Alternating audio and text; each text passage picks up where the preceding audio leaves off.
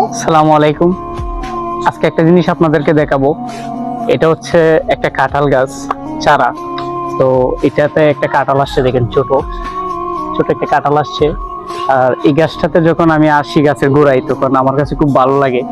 আর গাছটাতে যখন আমি স্পর্শ করি, আমি আসলে মনে করি যে আমি আমার বাবার সাথে সেই স্মৃতিগুলো আমার সামনে পড়ে আছে।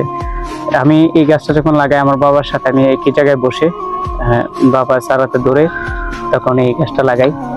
তো আসলে এই গাছটা আমাকে আনন্দ দেয়, এই গাছটা আমাকে কাঁদাই, এই গাছটা আমাকে আমার বাবার কথা মনে করিয়ে দেয়।